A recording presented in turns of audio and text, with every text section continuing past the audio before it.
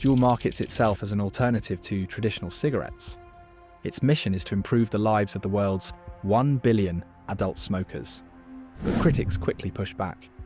It's not only former smokers that you're converting. There's been a huge surge of high schoolers using e-cigarettes. The FDA now calls it an epidemic. Children's hospitals are sounding the alarm. You're nothing but a marketer of a poison, and your target has been young people. And perhaps the most telling quote of all, you start thinking you're saving the world, and suddenly everyone says you're the devil. In 2018, Juul was valued at $38 billion, one of the fastest growing startups in history. Its mission was bold: give the world's 1 billion cigarette smokers a healthier alternative. But just a few years later, Juul's value collapsed by 95%. Founders resigned, lawsuits piled up, and its mission statement quietly changed, adding a new line: to combat underage use of our products. Because despite its original intentions, Juul didn't just disrupt smoking, it helped create an entirely new generation addicted to nicotine.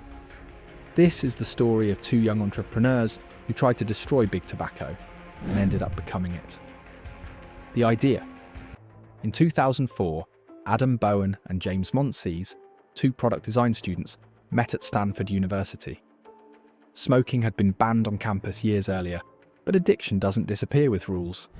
Late at night, the two would sneak out of the design studio for cigarette breaks. What if cigarettes could be redesigned?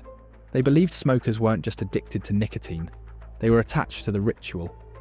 The hand-to-mouth motion, the social aspect, the pause in the day. If they could preserve that ritual while removing the most harmful elements, maybe smokers could finally quit. While researching, Adam and James uncovered something shocking. Thousands of internal, big tobacco documents dating back to the 1950s. For decades, cigarette companies had explored safer cigarettes. They knew burning tobacco created deadly toxins.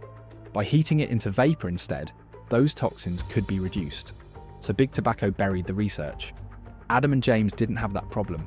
With 1 billion smokers worldwide, they saw both a moral mission and a massive business opportunity. What could possibly go wrong? Plume, after graduating, they launched their first company, Plume. Its mission was ambitious: save 1 billion lives. By 2007, they raised $400,000 in funding and built early prototypes. But reality hit fast. One prototype exploded inside the office. Others shocked or burned users. To operate the device, users had to manually refill it with butane, basically lighter fluid.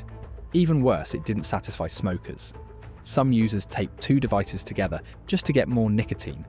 The product was sleek but dangerous, complicated, and ineffective. By 2009, Plume quietly failed. For Adam and James, it was devastating. Years of work gone. But instead of quitting, they decided to start again. From scratch. The perfect product. This time they focused on two things: design and addiction. James wanted Juul to feel like a tech product. Minimal, elegant, intuitive. No buttons, no learning curve. Just plug and inhale. Adam focused on the chemistry. The problem with vaping was nicotine itself. Bitter, harsh, unpleasant at high doses. Then Adam rediscovered old tobacco research on nicotine salts.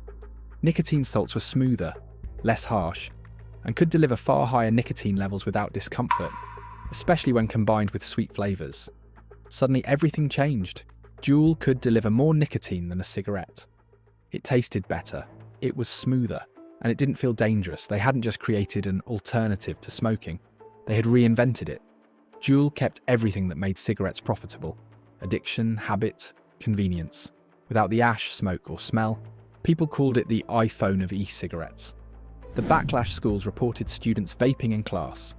Hospitals reported addiction, anxiety, and respiratory issues. Public outrage exploded. The FDA stepped in. Congress hauled Juul executives into hearings. "You're a marketer of a poison," one lawmaker said. Then came the ultimate irony. In December 2018, Altria, the largest cigarette company in the US, bought 35% of Juul for $12.8 billion. The company that claimed to fight big tobacco had just joined it. Collapse. In 2019, a vaping health crisis erupted. Although later traced to black market THC vapes, Juul became the face of the scandal. Sales collapsed, founders resigned, billions were paid in settlements. By 2022, the FDA rejected Juul's health application. Its valuation fell to under $500 million. Juul did help some smokers quit cigarettes, but it also addicted millions who never would have smoked. In the end, Juul solved big tobacco's biggest problem, a safer, more addictive product, and a brand new generation of nicotine users. So the question remains, did Juul destroy big tobacco? Or did it simply do its dirty work for them?